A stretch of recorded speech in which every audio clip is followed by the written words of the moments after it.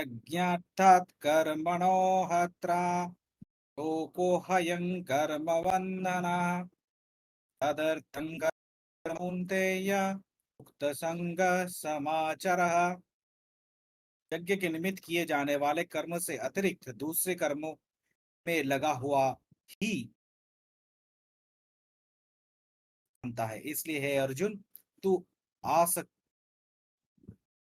आसक्ति से रहित होकर उस यज्ञ के निमित्त ही भली भांति कर्तव्य कर्म कर।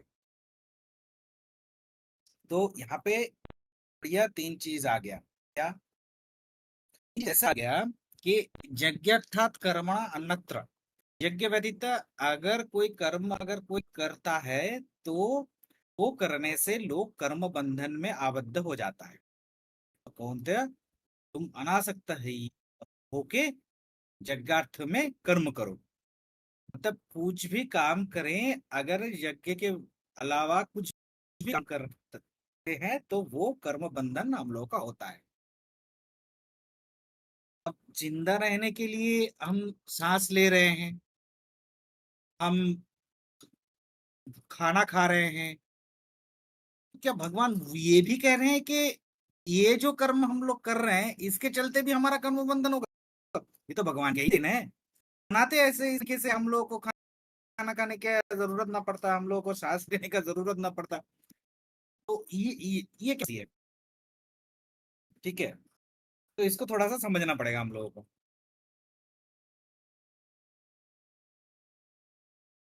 रेफरेंस में डाल के हम सोचेंगे कि भगवान ने कहा है कि कोई भी कर्म करो, यज्ञ अगर कर रहे हो तो उसमें कुछ नहीं होगा, तो चले सब मिलकर हवन करते हैं, यज्ञ करते हैं। ठीक है, अब देखते हैं कि भगवान क्या कर रहे हैं। ठीक है, हम लोग उस रास्ते पे चलने का कोशिश करते हैं। अब देखते हैं क्या क्या आ जाता है। तो ये जो बात है ये तो वो कह रहे हैं कि कर्मों के बंधन से बचने के निमित्त आदमी कर्म से भागता है, करता। तो जो मैं कह रहा था वही बात, जो आदमी अगर कर्मों के बंधन से बचने के लिए भी कर्मों को अगर छोड़कर भागता है, वो उल्टे परिणाम तो होता है। पहले तो ये समझ ले। ठीक है, और कर्मों के बंधन से भागने का जो इच्छा है इतना भी नहीं करता, और स्वयं की परतंत्रता का ही घोषणा करता है। ये भी ट्रू है। चलो, तो कर्मों के बंधन से कोई भाग ही नहीं सकता, क्योंकि कहीं भी जाए कुछ भी करे कर्म करना ही पड़ेगा। अब क्या करे आदमी, मनुष्य क्या करे? भगवान कह रहे हैं कि यज्ञ रूपी कर्म, तो ऐसा कर्म जो प्रभु को समर्पित है। ठीक, जो प्रभु को समर्पित है ऐसा कर्म करना है। परमात्मा ने, भगवान ने जीवन दिया, जन्म दिया, जगत दिया, उसने ही कर्म दिया, तो उसके लिए ही कर रहा हूं। ऐसे यज्ञ रूपी कर्म को जो करता है वो बंधन में नहीं पड़ता है। तो इससे समझ में आ गया कि हम जो सांस लेते हैं वो भी सोहंग है, वो भी अजपा जाप है, उससे भी हम काम कर रहे हैं, वो भी उनका कर रहे हैं। हम जब खाना खा रहे हैं, हमारे जठराग्नि का जो पूर्ति कर रहे हैं, जठर में अग्नि है, खाना जो हवि प्रदान कर रहे हैं वो अग्नि में जाके हवि प्रदान हो रहा है। ये खाना खाना नहीं हो रहा है, ये भी एक यज्ञ है। ठीक है, तो जब ये रसना पूर्ति ना होके यज्ञ रूपी भोजन हो जाता है, उसके बारे में भगवान कह रहे हैं। और उसी के चलते देखेंगे कि आप लोग, बहुत लोग माथे पे एक शिखा रखते हैं, क्योंकि जठर में जो शिखा है, जो अग्नि का, जो जठर अग्नि है उसमें जो तेज है, उसका जो परिचय द्योतक है वो है माथे के ऊपर शिखा। इंसान को, प्राणी को पता चल जाए, याद रहे कि तुम जो खाना खा रहे हो वो तुम्हारे रचना पूर्ति के लिए नहीं है, वो तुम एक यज्ञ कर रहे हो, और यज्ञ करने से समय जब शिखा उठता है, जो आग से जो उठता है, और वही शिखा माथे पे उठता है, तो उसी का परिचय वो देता है, उसी का वो याद दिलाता है कि वो है। तो इसे भूल मत जाना कभी, कि तुम उल्टा पुल्टा कुछ भी खा के यज्ञ को खराब मत करना। कि तुम एक यज्ञ कर रहे हो, जैसे यज्ञ में तो हम उल्टा पुल्टा कुछ नहीं डालते हैं, तो इस तरीके से खाना भी हम उल्टा पुल्टा नहीं खाना सकते, ठीक है, क्योंकि ये यज्ञ है। और ये याद रहे इसलिए वो सीखा है, ठीक है, जैसे चोटी बोलते हैं, ठीक है। तो इसके कह रहे हैं, ठीक है, तो समझ में आ गया हम लोगों को कि दो अलग चीज के बारे में बात हो रहा है, ठीक है। तो अब इसमें दो बातें ध्यान देना योग्य है कि एक तो सिर्फ बंधन से बचने के लिए जो भागता है, वो भाग नहीं पाता, ठीक है, भाग नहीं पाएगा। तो वो अगर और नए बंधनों में घिर जाएगा, ठीक। शक्तिशाली भागते नहीं, और कमजोर भागता है, क्योंकि भागना सिर्फ कमजोरी है।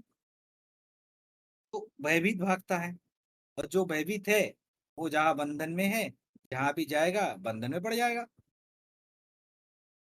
तो कर्म बंधन से वैसे बाचा, मतलब मुक्त होना या फिर उससे भागना संभव नहीं है। जो आदमी गृहस्थ में है, वो सोचेगा कि घर बंधन है। अगर इस तरीके से सोचे कि घर बंधन है, ठीक है, मान लेते हैं कि ये ट्रू है। अब बोले कि घर, मतलब ये क्या लॉजिकल सोचना है? घर के दरवाजे क्या खुले नहीं है? आप क्या बाहर निकल नहीं जा सकते? क्या किसी रस्सी से, किसी चेन से घर के साथ आपको बांधा हुआ है? ये सिर्फ मन का एक दशा है। एक घर जो बांधता है, ये तो मैं घर छोड़ दूं अब, ये ये जो है वो बेसिकली घर के लिए नहीं, वो स्वतंत्रता खो दे रहा है, इसको सूचना कर रहा है, ठीक है। तो घर, ये अगर घर अपना बांधता है, इससे बांधता है, घर नहीं बांधता, मेरा घर मेरे से घर बांधता है।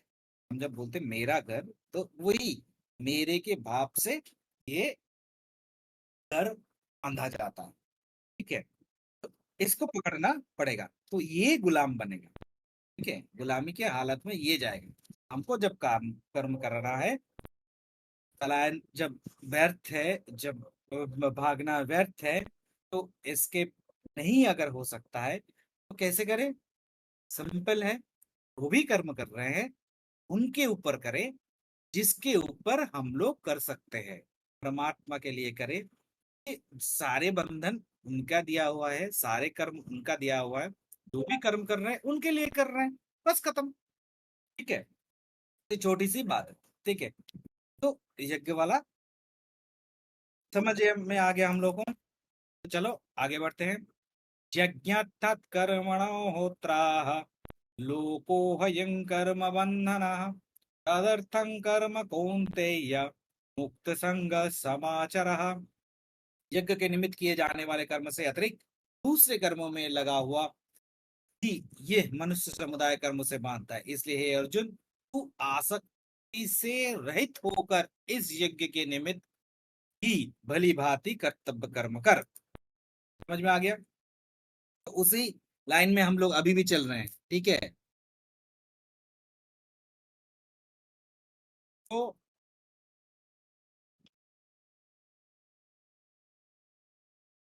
अब इसमें क्या हो रहा है? तो इसमें ये हो रहा है कि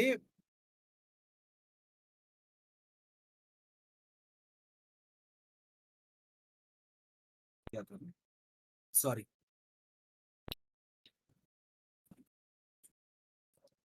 सह यज्ञ प्रजा सृष्टा पुरोवाचो प्रजापति अनेन प्रसविस्व धमेश बोहस्टिका कामधुक।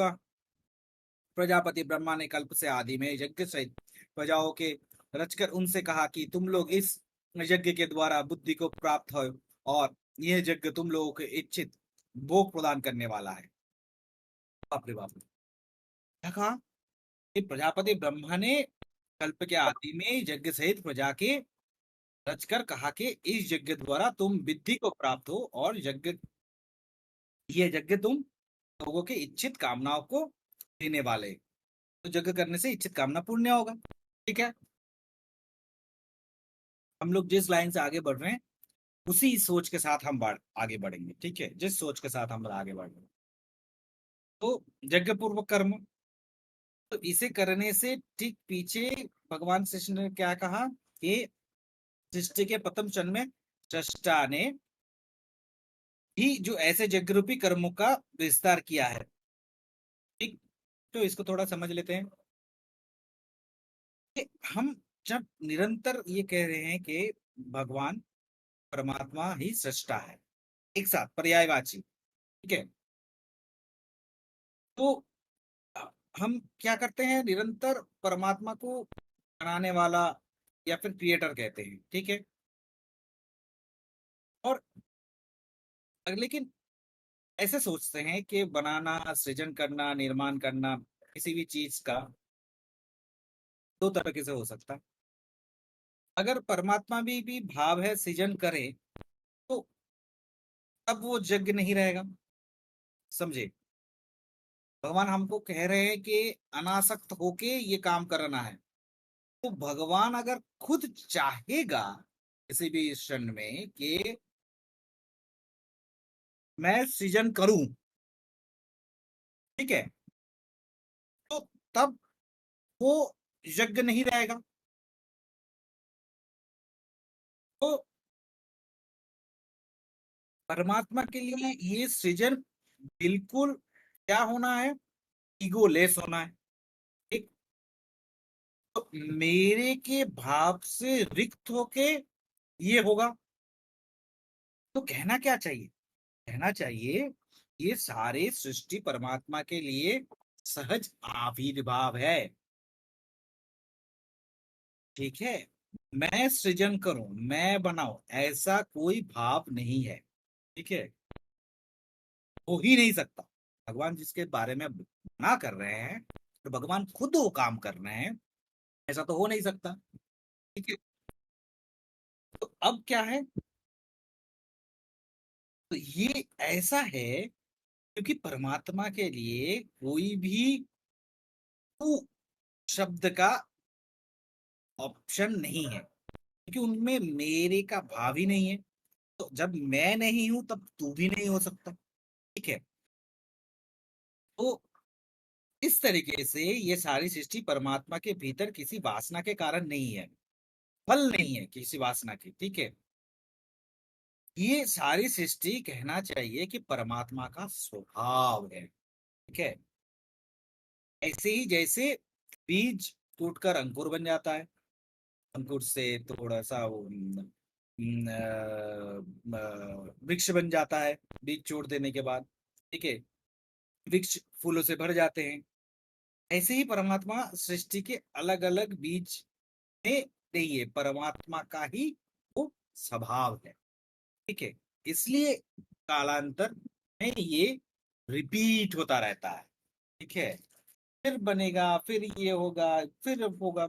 पेड़ के तरीके से आप सोच सकते हैं, क्यों पैरेलल यूनिवर्स वाला है, क्यों हो सकता है, क्यों काकभूषण जी ने ऐसा देखा, क्यों वो सब है, तो बार बार क्यों ऐसा हो सकता है, तभी पता चलेगा क्योंकि वो स्वभाव है। बार बार इच्छा कर रहे हैं, बार बार सृष्टि हो रहा है, ऐसा नहीं है। ठीक है, तो हमेशा हम लोग इस तरीके से सोचेंगे। अब क्योंकि अगर सृष्टि शुरू होगा, मान लेते तर्क के खाते, ठीक है, क्योंकि कुछ कुछ स्थानों में हम लोग को जब क्रिएटर के प्रसंग में आएगा तब हम लोग देखेंगे कि शुरू जब है, तो मतलब शुरू हो रहा है, मतलब पहला दिन है, एक दिन होगा। ठीक है, तो बात करने के लिए पहला दिन है, किस दिन गीता सेशन शुरू हुआ था, एक पहला दिन है। सृष्टि के लिए कोई पहला दिन होगा। अगर वैसा हो रहा है कि भगवान कह रहे हैं कि प्रथम दिन जगत का सृष्टा, जगत का जो जीवन और गति जो सृजन देता है वही यज्ञ है, तो ये गलत हो जाएगा। इसमें ये जो स्वभाव है, क्योंकि ये स्वभाव से वो सृष्टि हो रहा है, जिस कारण से अभी भी हो रहा है, सृष्टि के रचना अभी भी चल रहा है, जिस कारण से तो वो उसका अंग हो जाता है। इसलिए संसार को, सब चीज को अंग के साथ में भगवान के तुलना की गया है। ठीक है। तो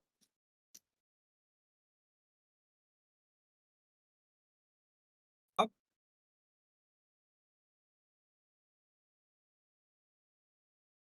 इसको एक थोड़ा सा और डीप जाते हैं। हम लोगों ने ये ख्याल किया है कि परमात्मा कभी दिखाई नहीं पड़ता, सृष्टि दिखाई पड़ती है। ठीक? तो सृष्टा दिखाई नहीं पड़ रहा। ठीक है। तो इसका कारण क्या हो सकता है? तो इसका कारण ये नहीं हो सकता कि मैं नहीं है, वो दिखाई कहाँ पड़े।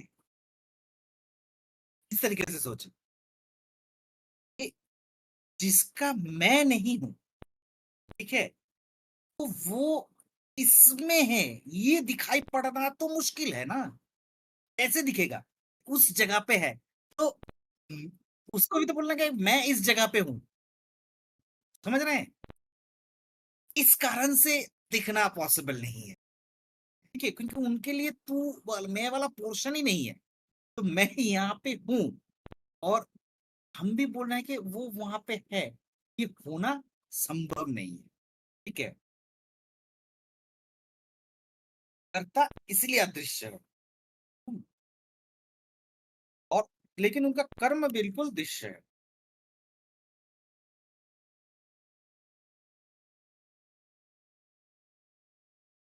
चलें आगे बढ़ते हैं।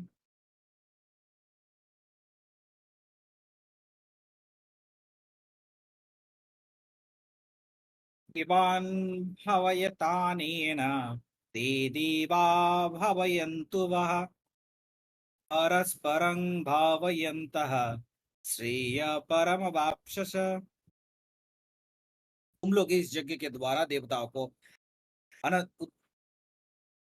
उन्नत करो, और वे देवताओं तुम लोगों को उन्नत करें। इस प्रकार निस्वार्थ भाव से एक दूसरे को उन्नत करते हुए तुम लोग परम कल्याण को प्राप्त हो जाओगे। ठीक है। तो इससे जो चीज हुआ, उसी लाइन पे वो आगे बढ़ रहे हैं। ठीक है। तो भगवान जैसे मतलब जब एक साथ में रहते हैं, जब ये प्रकरण जब आ रहा है, इसमें थोड़ा सा समझ लेना हम लोग को जरूरी है कि भगवान किस लेवल पे ये बात कह रहे हैं। भगवान उस लेवल पे बात कह रहे हैं कि एक जगह से दूसरे जगह पे जा रहे हैं। ठीक। साधन मार्ग जब में कोई रहता है, तो उनका जो पंच देवता या उपास्य जो होता है, शिव शक्ति विष्णु सूर्य गणपति, ये जो पंच देवता है, तो ये पंच सर्व देव गंधर्व किन्नर आदि जो आश्रय करके रहते हैं। तो साधक जब मतलब उपासना करता है, तो किसी ना किसी तरीके से ये पंच उपासक में ही किसी ना किसी को वो उपासना करता है। क्यों? क्योंकि एक ब्रह्म, भूलोक मूलाधार में गणपति, भूवलोक स्वादिष्ठान शक्ति, स्वलक मणिपुर, महालक अनाहत, विष्णु जनलोक, और विशुद्ध में शिव। तो इस तरीके से पंचरूप में आविर्भूत होके साधक के वो हित साधन करते हैं। और ये जो 5 है, ये क्षय मतलब खर ब्रह्म है, ठीक है।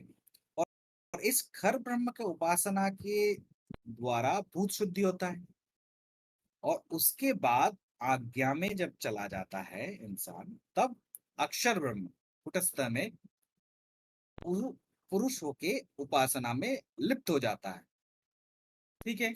तो उसके बाद सप्तलोक है, और सहस्रार से उत्तम पुरुष को जानने से जब सर्वविद हो जाता है, सत असत के पर हो जाता है, उस तरीके से जब वो आगे बढ़ता है, तो वो उस तत्व ज्ञान में भूषित हो जाता है। इसके बारे में यहाँ पे कहा जा रहा है, ठीक, समझ गए। अब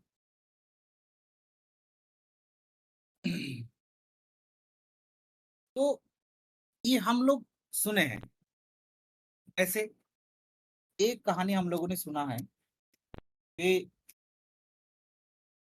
जब भगवान चलते थे, तो उनके पीछे पीछे देवताएं चलते थे।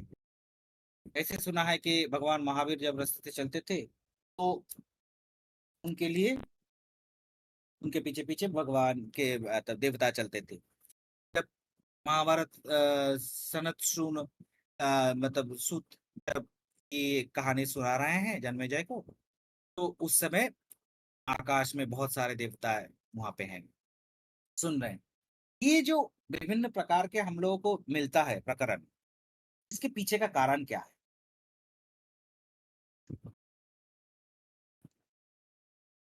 तो इसके पीछे का कारण यही है कि महावीर के सभा में देवता उपस्थित हैं, या फिर बकसूत के सभा में देवता उपस्थित है, ये बात कहानी नहीं है। और ये बात मतलब माइथोलॉजिकल के तरीके से देखना सही नहीं है, ठीक है। इसके पीछे का कारण सिर्फ उतना ही है कि जब तुम उस लेवल पे चले जाते हो, उस तत्व ज्ञान में भूषित हो जाते हो, तो वो तत्व जब तुम्हारे अंदर आ जाता है, जब उस तत्व को तुम समझ लेते हो, तब उस तत्व के ज्ञान के उस तत्व का आधारभूत ही तुम हो जाते हो। इसके लिए वो कहा जाता है, ठीक है। इसके बाद शुरू हो रहा है हम लोगों का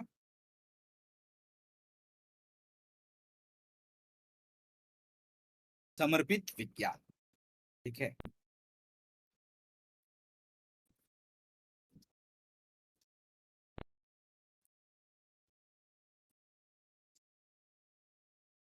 यज्ञाशिष्टाशिनशन्तो मुच्यन्ते सर्वकिल्बिषै भुञ्जते ते तग्न पापा ये पचंत कारणात्। यज्ञ से बचे हुए अन्न को खाने वाले शिष्ट पुरुष सब पापों से मुक्त हो जाते हैं, और जो पापी लोग अपना शरीर पोषण करने के लिए अन्न पकाते हैं, वे तो पाप को ही खाते हैं, ठीक है। इसका उदाहरण मैंने दे दिया है, इसका कारण मैंने बोल दिया है कि ये किस तरीके से हो रहा है, खाना खाना किस तरीके से है, ठीक है।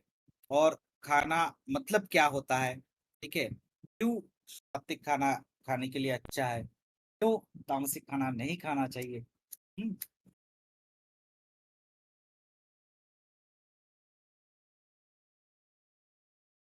अब इसको थोड़ा सा और दूसरे तरीके से भी देख लेते हैं, ठीक है।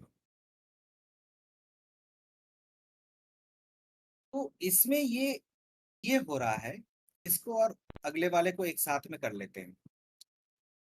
अन्नाभ्युद्भवन्ति भूतानि पर्जन्यत्यंत संभव यज्ञाद् भवति पर्जन्यो यज्ञ कर्म समुद्भवः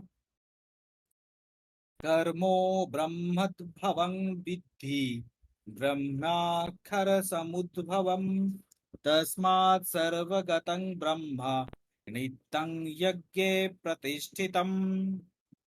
संपूर्ण प्राणी अन्न से उत्पन्न होते हैं, अन्न की उत्पत्ति वृष्टि से होती है, वृष्टि यज्ञ से होती है, और यज्ञ विहित कर्मों से उत्पन्न होने वाला है।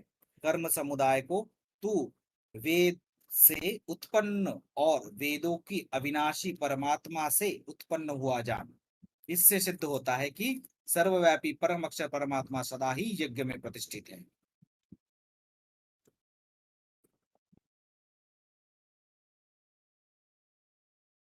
बढ़िया चीज कह दिया भगवान ने। मतलब बहुत सारे प्रश्न उठा दिए। ऐसे कि आध्यात्मिक जब विवाद का ये सूत्र का जो जन्मदाता कह सकते हैं इसको, ऐसे इस सूत्र में दो बातें कही गई है। एक तो सबसे पहली बात यह है कि यज्ञ रूपी कर्म से दिव्य शक्तियां प्रसन्न होकर बिना मांगे ही सब कुछ दे देता है। एक हो गया। तो जीवन के जो रहस्यात्मक जो नियमों से एक नियम है, ये है कि जो भी मांगा जाएगा वो नहीं मिलेगा, और जो नहीं मांगा जाएगा वही मिलता है। अब जिसके पीछे हम दौड़ते हैं उसी को खो देते हैं, और जिसको हम दौड़ना छोड़ देते हैं जिसके पीछे, वो हमारे पीछे छाया की तरह चला आता है। तो इस नियम को ना समझ पाने से जीवन में जो बड़ा दुख और बड़ी पीड़ा होता है, और साधारण जीवन में शायद कभी भी हम ऐसा दम में हो जाते हैं कि मांग से कुछ मिल जाता है, लेकिन दिव्य शक्ति से तो कभी मांगने से कुछ नहीं मिलता है। दिव्य शक्ति के लिए जो अपने हृदय में द्वार खोल देता है उसे सब मिल जाता है, लेकिन बिना मांगे ही। ठीक है। तो जैसे ही हम मांगते हैं, मांगने में क्या होता है, कामना करने में होता क्या है कि जैसे भी हम मांगते हैं हमारा हृदय सिकुड़ जाता है, क्योंकि है मांग के आसपास, और चेतना के द्वार तत्काल बंद हो जाता है। मांग के देखिए, ठीक है, चेतना का द्वार कैसे बंद हो जाता है। ठीक है। जैसे अगर किसी भिखारी को हम देखते हैं, क्या आता है, कभी भी भिखारी को देख के वो फूल की तरह खिला हुआ है ऐसा मन से भाव नहीं आता, हो ही नहीं सकता। ठीक है। क्योंकि जब भिखारी होगा तब वो सिकुड़ जाता है, अपने में बंद हो जाता है, अपने आप को बंद कर लेता है। जब भी हम कुछ मांगते हैं तो मन एकदम बंद हो जाता है। जब हम कुछ देते हैं तब मन खुलता है। दान से तो मन खुलता है, और मांग से मन बंद होता है। तो जब कोई परमात्मा के सामने भी, दिव्य शक्तियां के सामने भी मांगने तो खड़ा हो जाता है, तो उसे पता नहीं कि मांगने के कारण उसकी हृदय का द्वार बंद हो जाता है, वो पाने से वंचित रह जाता है। क्योंकि जितना मांगोगे उतना देगा ना। 100 मांग रहे हो, उस 1000 लेके बैठा हुआ था, 1000 देने वाला था, तुमने 100 मांग लिया, 10 मांग लिया। वो तो 1000 लेके खड़ा हुआ था, तुमने 10 मांगा, 10 दिया। ठीक है। और सिर्फ इतना ही नहीं, मांगना अविश्वास भी है। भगवान को बोल रहे हैं जाके, भगवान मुझे नौकरी दे दो। ऐसा निठल्ला भगवान है जिसको पता ही नहीं कि तुमको नौकरी चाहिए और उससे तुम मांग रहे हो। ये भयंकर तरीके से एक अविश्वास अपने आप को दर्शाता है कि कितना हम भगवान को अविश्वास करते हैं, कि उसे पता ही नहीं है कि मुझे क्या चाहिए।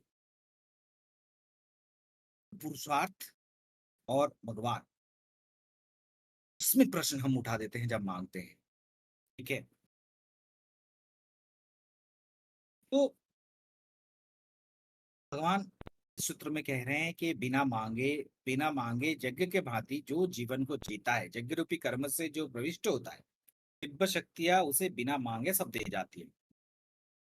लेकिन हमें अपने पर भरोसा से ज्यादा, जरूरत से ज्यादा भरोसा है, तो हम कोशिश करते हैं कि पा ले। ठीक है। तब हमारा कर्म यज्ञ रूपी नहीं होता था। और जब ये पाने के लिए हम तब आकांक्षा से दूषित होके, जब वो दिव्य शक्तियां हमारे संबंध जब टूट जाते हैं, तब हम क्या करते हैं, उस कर्म के साथ साथ में हम उस कर्म के दुख को अपने आप में लेके चले आते हैं।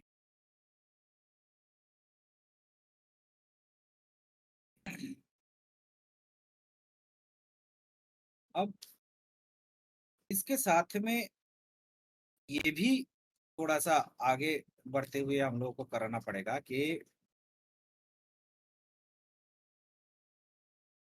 इसमें कह रहे हैं कि अन्न से प्राणी का, संपूर्ण प्राणी का अन्न से उत्पन्न होता है, और अन्न की उत्पत्ति वृष्टि से होती है। वृष्टि का उत्पत्ति होता है यज्ञ से, और यज्ञ कर्मों से उत्पन्न होने वाला है। ठीक है। इसको समझने के कुछ कुछ आगे पीछे हम लोगों को थोड़ा सा समझना पड़ेगा, क्योंकि हम लोग का जो पढ़ाई लिखाई, जो भी आगे बढ़े हैं हम लोग, उसमें पश्चिम का जो भाग है, पश्चिम का जो दान है, पश्चिम का जो श्रेय है, जो हम लोग उठा के चल रहे हैं, तो 10 12 साल 18 साल हम लोगों ने उसके ऊपर अपना पूरा पूरा ऊर्जा जो है उसमें व्यतीत किया है। तो इसको समझना थोड़ा सा हम लोगों को उस तरीके से समझना पड़ेगा, ताकि हम लोग को समझ में आ जाए। ठीक है।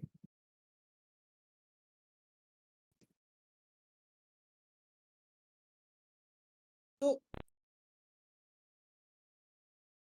पूर्व और पश्चिम के जो दृष्टिकोण में जो बुनियादी फर्क है, उसको थोड़ा सा हम लोग को समझना पड़ेगा। और क्योंकि लोग उसी के, मतलब पश्चिम के दृष्टिकोण से प्रभावित हैं, तो थोड़ा सा कठिन हो गया है। क्योंकि हम लोग कभी भी प्रकृति और मनुष्य के साथ जो संबंध है उसको कभी भी दुश्मन की तरह नहीं लिया है, मित्र की तरह लिए हैं। प्रकृति को हमने कहा है माँ, पृथ्वी को हमने कहा है माता, आकाश को हमने कहा है पिता। ठीक है। और ये सिर्फ एक कोई काव्य या फिर एक नहीं है, ये बेसिकली एक दृष्टिकोण है। ठीक है? एक एक अलग तरीके से दृष्टि है, जिसमें हम जीवन की सामग्रीभूत जो एक परिवार को मानते हैं, सारे विश्व एक परिवार मानते हैं, उस तरीके से। तो इसलिए हमने कभी भी प्रकृति को मतलब जीतने की भाषा नहीं सोची। ठीक है। पश्चिम में प्रकृति और आदमी के बीच जो बुनियादी जो शत्रुता का जो दृष्टि है, इसलिए वे कहते हैं जीतना ही प्रकृति को, जीतना है प्रकृति को। इस तरीके से वो आगे बढ़ते हैं। जब माँ को हम लोग क्या देख रहे हैं, अब अलग तरीके से इसको अगर देखें तो, अगर माँ को कोई जीतता नहीं और प्रकृति वहां पे जब ये हो जाता है, जीवन और मनुष्य के बीच जो शत्रुता का जो भाव है, जितना है लड़ना है, इस तरीके से जब है, जो कॉन्फ्लिक्ट है, जो द्वंद्व की जो भाषा में सोचता है, तो दुश्मनों की तरह अगर सोचता है, तो उस तरीके से जब बाप बेटा का जब दुश्मन हो जा रहा है, जो उसका जो परिणाम होने वाला है, वो हम लोग को वहां पे दिखाई ले देता है। ठीक है। क्योंकि प्रकृति अगर माँ है, अगर, और आदमी का दुश्मन है, तो माँ से दोस्ती कितना दिन चलेगा। ठीक है। तो माँ से दुश्मनी शुरू हो जाएगा। जब दुश्मनी शुरू हो जाएगा, तो उसके ऊपर तो दुश्मनी भाव भी तो हम लोगों से निकलेगा। हम तो उसी उसी तरीके से आगे बढ़ेंगे ना। तो जब भगवान कह रहे हैं कि अन्न से बनता है मनुष्य, अन्न से बनता है मनुष्य।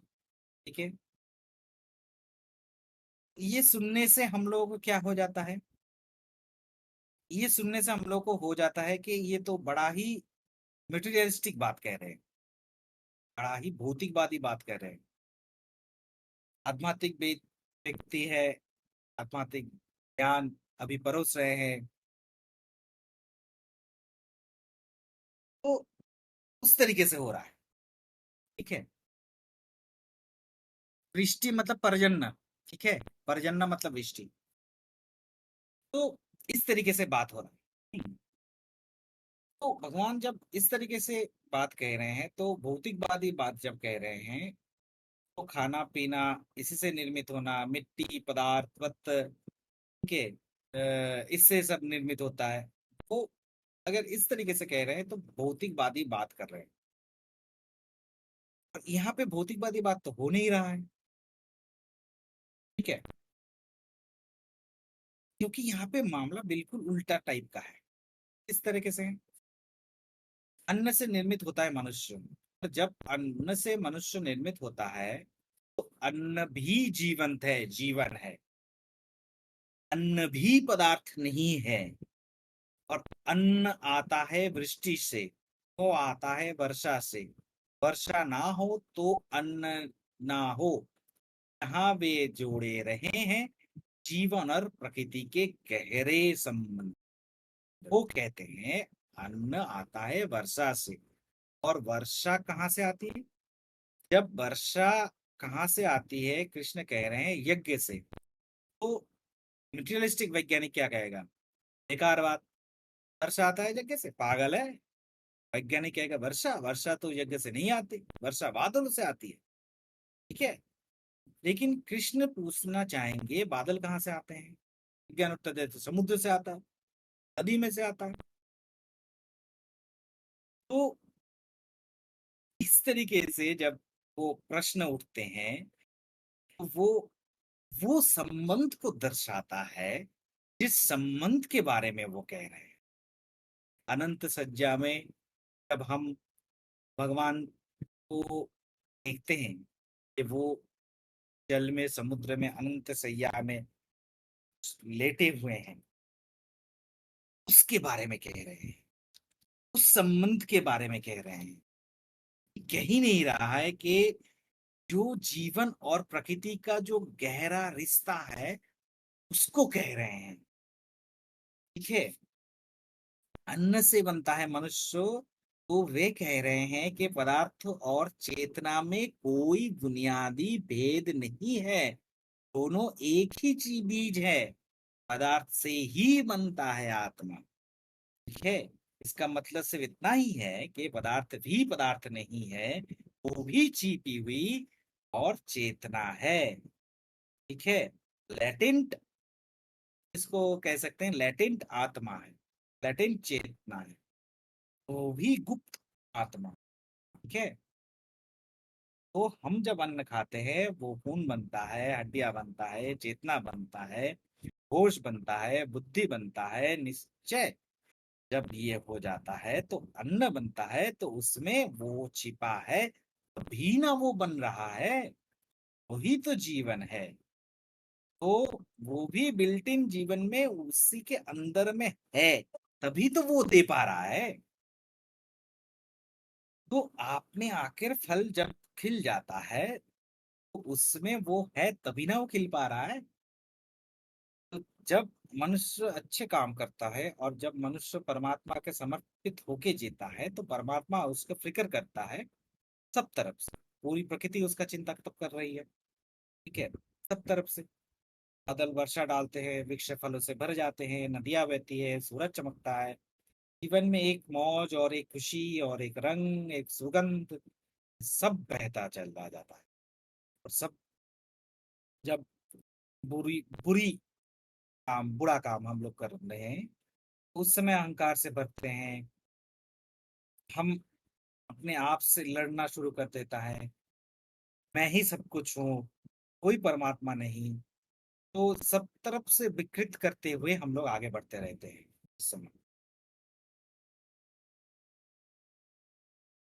वो जब कह रहे हैं कि यज्ञ से होती है वर्षा, तो वे कह रहे हैं कि जब निरहंकारी लोग पृथ्वी पर जीते हैं, तो सारा जीवन उनके लिए सब कुछ करने के लिए तैयार हो जाता है। बादल भी वर्षा करते हैं, पौधे भी अन्न से भर जाते हैं, अन्न भी प्राण लेकर आता है। सब व्यक्ति गलत करते हैं, तब चारों ओर गलतियां ही गलतियां दिखाई देते हैं।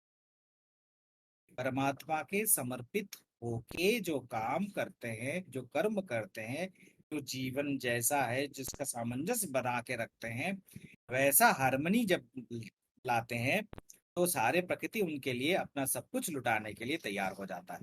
उसके बारे में कह रहे हैं। तो उसको तो हम पागल कहेंगे ना, जो नदी को नमस्कार करते हैं, तो पागल समझते हैं।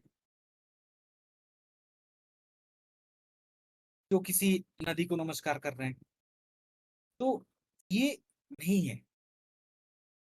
जिन लोगों ने पहली बार नदी को नमस्कार किया था, उनके भाव का कुछ ख्याल करें। उस समय पहली बार नदी के चरणों में जब सिर रखा था, उन्होंने नदी में नदी नहीं देखा था उस समय। एक अपने के साथ, उस नदी के साथ जो हारमनी, जो एकत्वता, वो एक साथ में वो अनुभव किया था। तो पहाड़ों में चढ़ के, पहाड़ के सामने जब चढ़ के नमस्कार किए थे, तो उनका जो भाव वहां पे आया था, उसके बारे में सोचना है। और ये एकदम कभी भी हम ना सोचे कि ये भाव जो है, बहुत पश्चिम के लोग कह रहे हैं या फिर बहुत लोग कहते हैं कि ये मूर्खतापूर्ण है। लेकिन हालांकि ये मूर्खतापूर्ण नहीं है। ये भाव वो है जो हम उसके साथ में एकात्म है, वो दर्शाता है। हम्म, ये यज्ञ के बारे में जो कह रहे हैं, ये आग जलाकर उसमें गेहूं डालकर वर्षा कर लेंगे, इस तरीके से नहीं है। ठीक है, ये उस तरीके से है जो मित्रों की तरह, जो प्रेमियों की तरह एक साथ में जब मिल जाते हैं, उसको कह रहे हैं। हाँ, जरूर। वेदों में कारिनी यज्ञ बोल के एक यज्ञ होता है, तो मैंने खुद उसको देखा है एमपी में होते हुए, और जिससे वर्षा आती है। और उसमें जब लोग वहां पे जो बैठते हैं, उनके भी देखे हैं, उनका जीवन शैया भी देखे हैं। वो वो जो जीवन शैया है, उसके कारण वो एक साथ में आते हैं। ठीक है।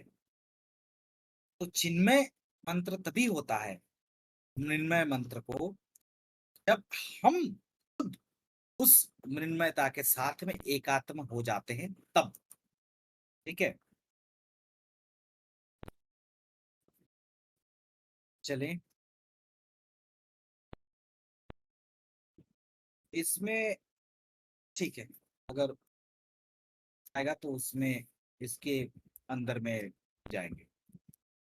एवं प्रवर्तितं चक्रं नानुवर्त अतिहजा अगायुरिन्द्रियारामो मोघं पार्थ स जीवति।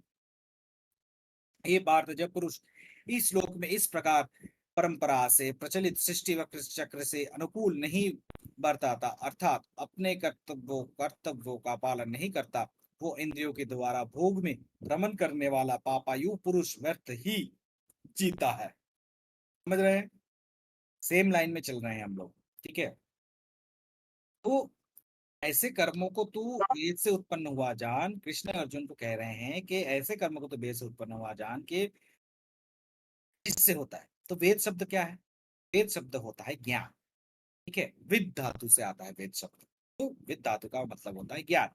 ठीक है। तो जिस दिन हमने यज्ञ को, हमने वेदों में सिर्फ सीमित कर लिया, संहिताओं के पार में लगा दिए हैं, चार वेदों में सीमित कर दिए, तो उसके साथ में ये नहीं है, वो अलग है। ठीक है। इसमें देखिएगा कि हम लोग में एक प्रश्न उठता है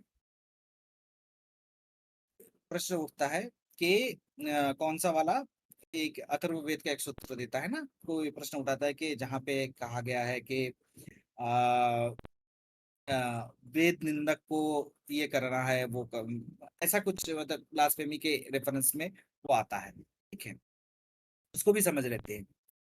तो उसके कारण सिर्फ इतना ही है, वेद मतलब ज्ञान। तुम वृद्धि को रोक रहे हो, तो जब कोई वृद्धि को रोकेगा, तो उसको न्यूट्रलाइज करना पड़ेगा। किसी का वृद्धि को अगर तुम रोकोगे, तो वो ऑटोमेटिकली वो वहां पे जाके उसका बढ़ना जो है, उसको जब तुम रोकोगे तो वो उसको तोड़ के बाहर ही आएगा। नदी में बांध दोगे लेकिन अगर पानी नहीं छोड़ोगे तो वो बांध टूट के वो निकल जाएगा। तो इसलिए उसको मना किया गया है कि ज्ञान को मत रोको कभी भी। ज्ञान हमेशा जो बढ़ता है, जो हमेशा फल फूलता है, जब वो बहता है तो उसके साथ में उसका जो सुगंध बहता है, उसको मत रोको, उसको रोकने के लिए मना किया गया है। ठीक है। और अगर तुम रोकोगे तो वो तुम्हें बहा के लेके चला जाएगा, इसके बारे में कहा गया है। ठीक है। तो अज्ञान से उत्पन्न हुआ जो कर्म है, जो परमात्मा कह रहे हैं, भगवान जो कह रहे हैं, वो ज्ञान से उत्पन्न हुआ कर्म है। ठीक है। उसमें अहंकार नहीं है। तो अहंकार और अज्ञान संयुक्त घटना है। ठीक है, पर्यायवाची है। ठीक है। अज्ञान है, वही अहंकार हो सकता है। तो उससे बाहर आना है कि ज्ञान से उत्पन्न हुआ कर्म ही यज्ञ रूपी कर्म है। ज्ञान से उत्पन्न हुआ कर्म ही करना है। ज्ञान से ही, परमात्मा से ही, क्योंकि उत्पन्न होता है ज्ञान, परमात्मा से उत्पन्न होता है। तो उन ज्ञान से रूपी कर्म ही करना है। तो परमात्मा के साथ में ही कर्म कर रहे हैं, परमात्मा का ही कर्म कर रहे हैं। ठीक है। तो वेद परमात्मा ना रच, ये जो सिंबॉलिक जो चीजें हैं, इसको समझना पड़ेगा। ठीक है। तो अपौरुष है, इसीलिए वो कहा जाता है कि कोई वो दावेदार नहीं है उसके। ठीक है। सिर्फ मीडियम है, ऋषियों भी सिर्फ मीडियम है, माध्यम है, लेखक नहीं है, लेखक परमात्मा है। ठीक है। तो इस तरीके से वो आगे बढ़ते हैं।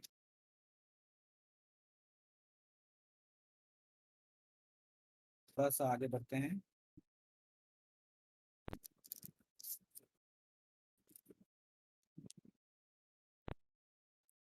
जस्ताश्चररीवेव साध्या तृप्तश्च मानवः आत्मनेव च सन्तुष्टश्च कार्यं न विद्यते।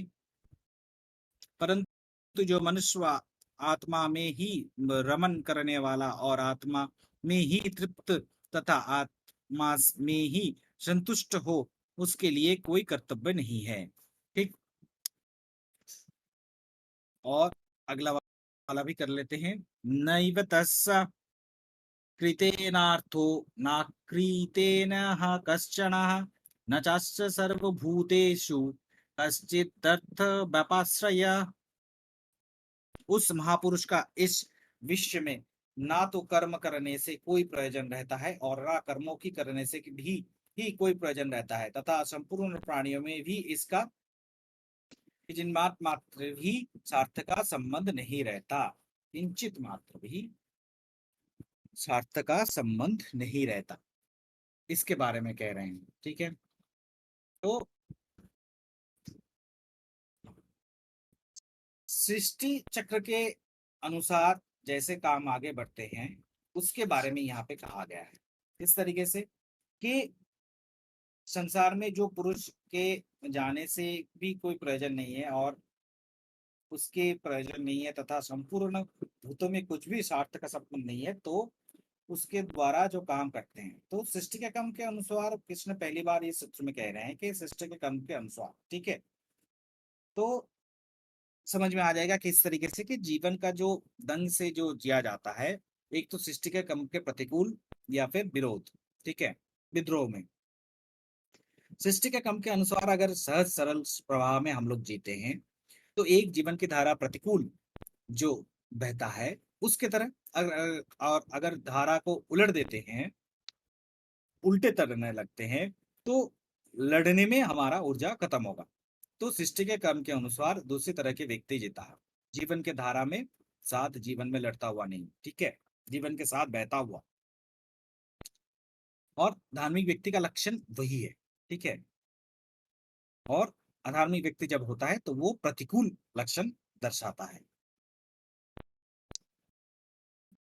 अधार्मिक व्यक्ति जब ये कहता है कि ईश्वर नहीं है, तो इसलिए नहीं कहता कि उसको पता चल गया है कि ईश्वर नहीं है, ईश्वर का ना होने का पता किसी को भी नहीं चल सकता है। ईश्वर के होने का पता तो तभी चल सकता है जब ये वो तभी कह सकता है, तभी वो रैशनल कह सकता है, तभी वो व्यक्ति कह सकता है जब वो व्यक्ति ये कहे कि मैंने सब कुछ देख लिया है और किसी में भी भगवान नहीं है। ठीक है। और जबकि हम जब कह रहे हैं ये चीज, तो जब कुछ जानने को शेष ना रह जाए, और जब तक कुछ भी जानने को शेष है तब तक तो वो नहीं कह सकते ना, क्योंकि वो इंसान तब तक हकदार नहीं बन सकता कि ईश्वर नहीं है, क्योंकि जो शेष है शायद उसमें ईश्वर हो सकता है। तो रैशनल थिंकिंग में तो कभी नहीं आता कि ईश्वर नहीं है। ठीक है। ईश्वर का ना होने का पता इसलिए किसी को भी नहीं चल सकता है। ठीक है। क्योंकि डरे हुए जो लोग हैं जो कहेंगे ईश्वर नहीं है बिना पता चले, ठीक है, वो ईश्वर नहीं है, उसी में कहते हैं कि वो चाहते हैं कि ईश्वर ना हो। ईश्वर ना हो तो फिर जीवन के क्रम के साथ बहने का जो जरूरत है वो भी नहीं चलेगा, वो भी नहीं चाहिए। ठीक है। ईश्वर तो है तो फिर जीवन में लड़ा जा सकता है, जब नहीं है तब लड़ा जा सकता है। ईश्वर है तो जीवन से लड़ा नहीं जा सकता। ईश्वर है तो जीवन के साथ एक हो सकता है। ठीक है। ईश्वर नहीं है ऐसा अनुभव में किसी को आता भी है तो बेसिकली वो ये कह रहा है कि हम लोग को हार्मोनी के साथ जीना नहीं है, और इसके लिए वो ढाल बना रहा है ईश्वर को। ठीक है। जो जीवन से लड़ना चाहता है वो कहेगा कि ईश्वर नहीं है। जो प्रकृति को ठेस पहुंचाना चाहेगा वो कहेगा ईश्वर नहीं है। जो हार्मनी में जीना नहीं चाहेगा वो कहेगा ईश्वर नहीं है। जो मनुष्य और मनुष्य में भेद करेगा वो कहेगा ईश्वर नहीं है, क्योंकि वो इसलिए कह रहा है क्योंकि उसको वो चाहिए एक्नॉलेजमेंट, वो भी वही ईश्वर से जो कह रहा है कि ईश्वर नहीं है। ठीक है। इस तरीके से वो आगे बढ़ रहा है।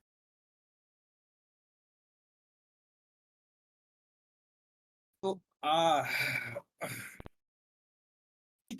इतना तक ही हम लोग इसी में आज खत्म करते हैं। 18 तक हो गया। ठीक है। अगले दिन हम इससे आगे बढ़ेंगे। ठीक है। अनासक्ति के बारे में हम लोग ये करेंगे। हम्म, अनासक्ति के बारे में हम लोग करेंगे। अनासक्ति क्या है? अनासक्ति के बारे में हम लोगों का पूरा पीछे से ही चल रहा है। ठीक है। तो उसको हम लोग फिर से पकड़ेंगे एक बार। अच्छा, प्रश्न कहाँ पे कुछ है? यहाँ पे तो है नहीं। है। ओहो, अरे पूज्य पहना माइक ये रिकॉर्डिंग बंद कर दूं?